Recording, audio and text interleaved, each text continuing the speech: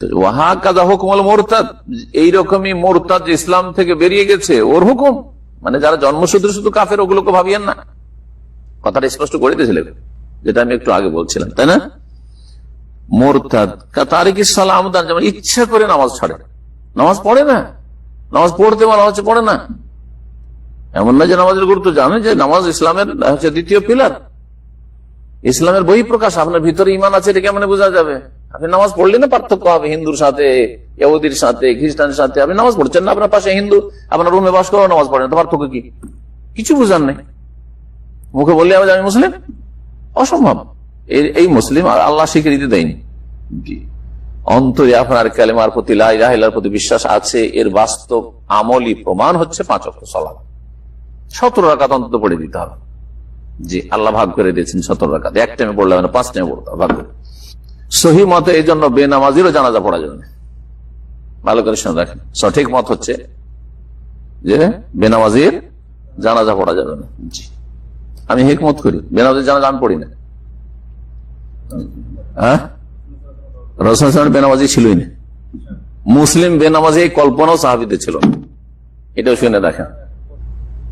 রাসূলুল্লাহ জামানায় এটা কল্পনা, একজন মুসলিম হবে আর বেনামাজি হবে, এই কল্পনা ছিল না। যে মুসলিম মোনাফেক হইতে পারে, মদিনায় মোনাফেক ছিল, তারাও নামাজ পড়তো, অলসতার সাথে নামাজ পড়তো। কোরআনে বলা হয়েছে ওয়াইদা কামু ইলা সালাতে কামু কুসালা, নামাজে দাঁড়াই তো আসতো, কিন্তু অলসই, কোন খুশু নেই, আগ্রহ নেই, বিশ্বাস নেই, ধোঁকা দেওয়ার জন্য মুসলিম সমাজে বাস করতে হবে সেই জন্য। আর আজকাল জাতিতে মুসলমান, আমি মুসলিম না তো কি, হিন্দুর বাচ্চা, আরে এত বড় দাবি, আরে নামাজ নেই। নামাজ তরক করে কাফের না ফাসেক? ধারাবাহিকভাবে কত ওয়াক্ত নামাজ তরক করলে মানুষ কাফের হয়? মান তারাকা সালাতা মুতাআম্মিদান ফাকাদ কাফারা, স্বেচ্ছায় সজ্ঞানে এক ওয়াক্ত যদি বাদ দেন, ওই সময় আপনি কাফের, আপনাকে তওবা করতে। হানাফি মাযহাবে কাফারা, সে কুফরি করেছে, অন্যদের মত হলো কাফের হয়ে গেছে, কুফরি হয়ে গেছে কিংবা কাফের হয়ে গেছে, দুইটার মধ্যে একটা পার্থক্য আছে। কিন্তু তওবা সবারই করতে হবে। হানাফি মাযহাবে অ্যারেস্ট করতে হবে, তাকে তওবা করাতে হবে, এবং যদি সে তওবা করতে রাজি না হয়, সকল মাযহাবে তার কি দণ্ডকে মৃত্যুদণ্ড দিতে হবে, সে মুরতাদ হয়ে গেছে। এমনকি আব্দুল কাদের জিলানী রাহিমাহুল্লাহর ফতোয়া, লা ইউসাল্লা আলাইহি ওয়া লা ইউকাফফান ওয়া লা ইউদফানু ফি মাকাবিরিল মুসলিমিন, তার কোনো জানাজা হবে না, তার কাফন হবে না, মুসলমানের গোরস্থানে তার দাফন হবে না। এটা আব্দুল কাদের জিলানীর ফতোয়া, সোজা। খালি কাদেরিয়া করে আর সারিন্দা বাজার শিরক করে, সালাতের তো খবরই নেই। সময় তো হয়, এটা সৌদি আরবের ফতোয়া বোর্ডের ফতোয়া। সালাত নাই, কাফন নাই, মুসলমানের গোরস্থান নাই, কি করতে হবে? ওনারা বলছেন জীব জন্তু মরে গেলে দুর্গন্ধ রোধ করার জন্য যেরকম গর্ত খুঁজে তাকে মাটি চাপা দেওয়া হয়, ওইভাবে মাটি চাপা দিয়ে দেবে। তাদের ফতোয়া বলছি, আমি ফতোয়া দিচ্ছি। আবার বলে তুমি এত বড় ফতোয়া দিলে, আমি মুফতিও নই, ফতোয়া দেওয়ার যোগ্যতা আমার নাই। কাজেই আমি যা করছি, আলোচনা করছি, আমি ফতোয়া দিচ্ছি না, আমি মুফতি নই। ধারাবাহিকতা লাগে না, স্বেচ্ছায় সজ্ঞানে। ঘুমের মধ্যে গেলে মাপ, পাগল হয়ে গেলে মাপ, শিশুর জন্য মাপ, ঘুমের থেকে উঠলেই আপনি সালাদটা পড়ে নেবেন। আল্লাহ নবীর হয়েছিল ঘুমের কারণে সালাদ কাজা হয়েছিল, ফজরের বিস্তারিত, আসরের সালাদ কাজা হয়েছিল খয়বরের যুদ্ধে। তো এগুলো আছে, সাথে সাথে পড়ে নিতে হবে, না পড়লে কেমন? একটি হচ্ছে সবর, একটি হচ্ছে সালাত। সালাত থাকবেই, লা খায়রা ফি দীনিন লা সালাতা ফি, যেই দিনে সালাত নাই এই দিনের কোনো অর্থ নেই। এই জন্য সালাত না থাকলে কিছুই নেই। আমরা জানি রাসূলুল্লাহ সাল্লাল্লাহু আলাইহি ওয়াসাল্লাম বলেছেন যে আল আহদুল্লাযী বাইনানা ওয়া বাইনাহুমুস সালাত ফামান তারাকা ফাকাদ কাফারা, আমাদের মধ্যে এবং কাফেরদের মধ্যে হচ্ছে সালাতের পার্থক্য, অঙ্গীকার হচ্ছে সালাতের। সালাত ত্যাগ করলে সে কাফের হয়ে যায়। কেন কাফের হয়ে যায়? আপনারা জানেন যে মানুষের অন্তরের স্বীকৃতি কেউ দেখতে পারে না। অন্তরে আপনার ঈমান আছে কিনা কেউ বুঝতে পারে না। আপনি তো অন্তরে ঈমান আনেন। মুখের স্বীকৃতি মানুষ বলে লা ইলাহা ইল্লাল্লাহ, এটা মুনাফিকরা বলতে পারে, কিন্তু ইমানের স্বীকৃতি হচ্ছে সালাতের মাধ্যমে। কোরআনে কারিমে আল্লাহ তাআলা এই জন্য সালাতের আরেক নাম দিয়েছে ঈমান। আল্লাহ তাআলা বলেছেন, ওমা কানাল্লাহু লিইউযিআ ঈমানাকুম ইন্নাল্লাহা বিন-নাসি লারাউফুর রাহিম। আল্লাহ তোমাদের ঈমান নষ্ট করবেন না, অর্থাৎ সালাত নষ্ট করবেন না। এই তাফসীর সবাই করেছে। ঈমান শব্দটির অর্থ হচ্ছে ঈমানদার যদি সালাত আদায় না করে, ঈমান দাবি থেকে যাবে, সে মুসল্লি নয়, ঈমানদার নয়। সালাত আদায়কারী হতে হবে। এই সালাতের মাধ্যমে আমাদেরকে আল্লাহ সাহায্য চাইতে বলা হয়েছে।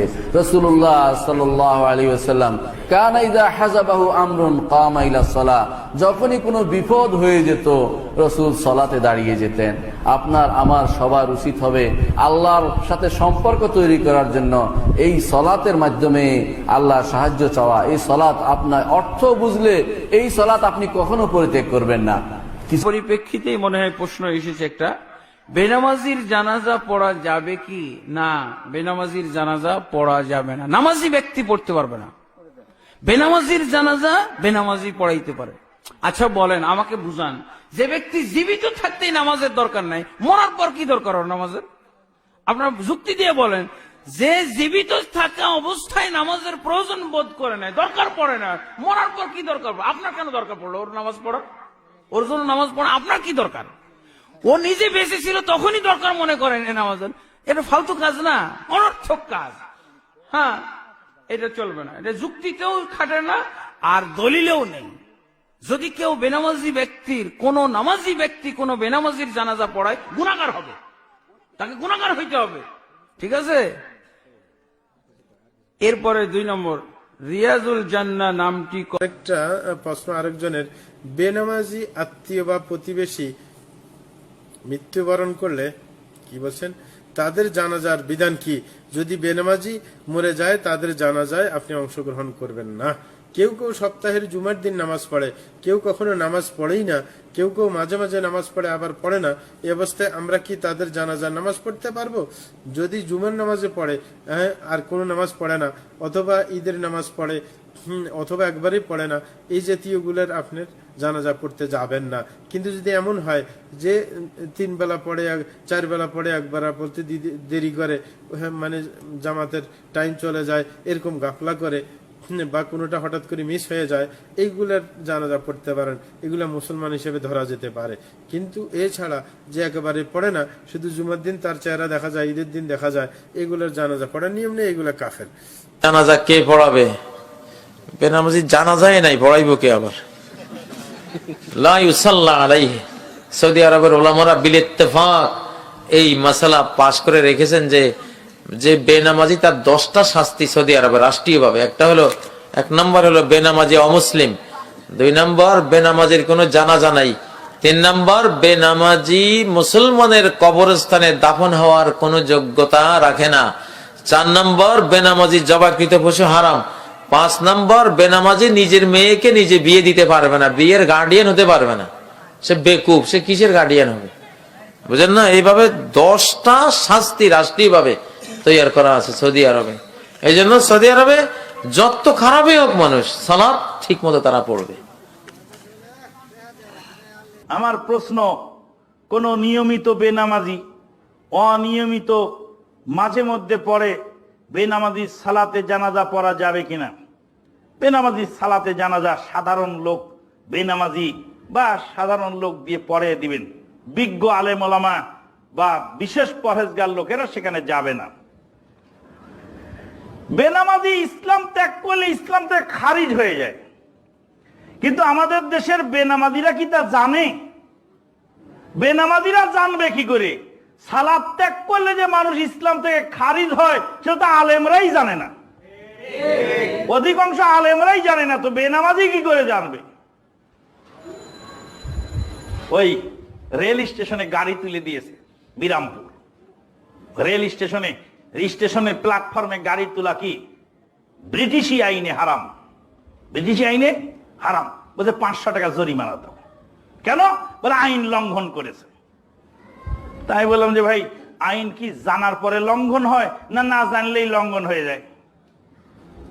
আইন আছে, আইনকে আমি উপেক্ষা করে আইনকে মানলাম না, এটার নাম লঙ্ঘন?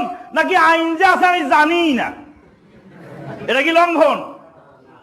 তাহলে না জানলে তার লঙ্ঘন হয় না।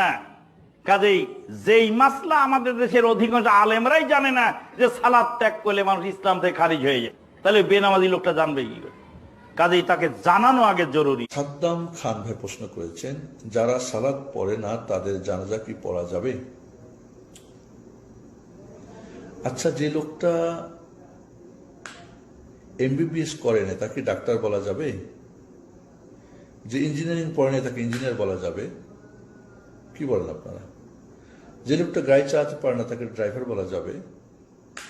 যে লোকটা নামাজ পড়ে না, মৃত্যুর পরে তার কেন সালাদটা? জীবিত অবস্থায় ছিল সে ডাকাত, আর মৃত্যুর পরে তাকে করুন ডাক্তারের পোশাক পরাই দেবেন, ইউনিফর্ম পরাই দেবেন, ডাক্তার হয়ে যাবে? হবে না, ঠিক না? তার যে লোকটা নামাজ পড়ে নাই টোটালি, এই লোকটা জানাজার নামাজ কেন? কেন কাফারা দিয়ে হুজুরদের পেট পকেটের ধান্দা? সাধারণ মানুষকে বুঝানো যে হয়ে গেল তার ক্ষমা? নিজের মায়ের সাথে অপরাধ করে প্রতিবেশী এক মায়ের পা ধরে মাপ নিলে, বা হাত ধরে বা যে ধরে হোক মাপ নিল, পা ধরে মাপ নেওয়া ব্যাপারটা সঠিক না। তার কাছে ক্ষমা চেয়ে নিল, মাফ হয়ে যাবে? কি বলেন আপনারা? যুক্তি তো বলে না, ঠিক না? এখানে হয় কেন? কাজেই বেনামাজি বেঈমান, টোটাল নামাজ না পড়ে। আর বেঈমানের জানাজা নেই। জানাজা তো দোয়া, তার জন্য দোয়া করবে। আল্লাহ, একটা লোকে আল্লাহ নামাজ পড়ে নাই, আল্লাহ তার উপর খুশি না নারাজ? রাজি না নারাজ? নারাজ। তা আপনি তার জন্য আল্লাহর কাছে ইয়া করবেন। জানাজার নামাজ কিন্তু সুপারিশ, জানাজার সালাত সুপারিশ। বলবেন আল্লাহুম্মা গফির লাহু ওয়ারহামহু ওয়াআফিহি ওয়াআফু আনহু ওয়াকরিম নুজুলাহু ওয়াসসি মুদখালাহু। দোয়া করবেন, আল্লাহ তাকে ক্ষমা করো, মাফ করো, জান্নাত দাও, জাহান্নাম থেকে মুক্ত করো। সে সারা জীবন জাহান্নামের কাজ করেছে, জান্নাত থেকে দূরে থেকেছে, এখন আপনার জন্য সুপারিশ করবেন। কেউ যদি আপনার কাছে, সাদ্দাম খান ভাই, আপনার শত্রুর জন্য করবেন, কাজে এটা হতেই পারে না যে বেনামাজির জানাজা নেওয়া যাবে। বেনামাজি অবস্থায় মরে গেলে তার শরীয়ত অনুযায়ী তার যে গোসল সেটা হবে না, কাফন হবে না, মুসলমানদের অবস্থাতে কবর দেওয়া যাবে না। এবং সে বেনামাজি অবস্থায় মারা গেলে তার ছেলে মেয়েরা তার নামাজি হলে, বউ বাচ্চা বা আত্মীয় স্বজন নামাজি হলে তার ওয়ারিশও পাবে না। বিষয়টা অত্যন্ত জটিল, সঠিক মতে এটাই আমাদের খেয়াল রাখতে হবে।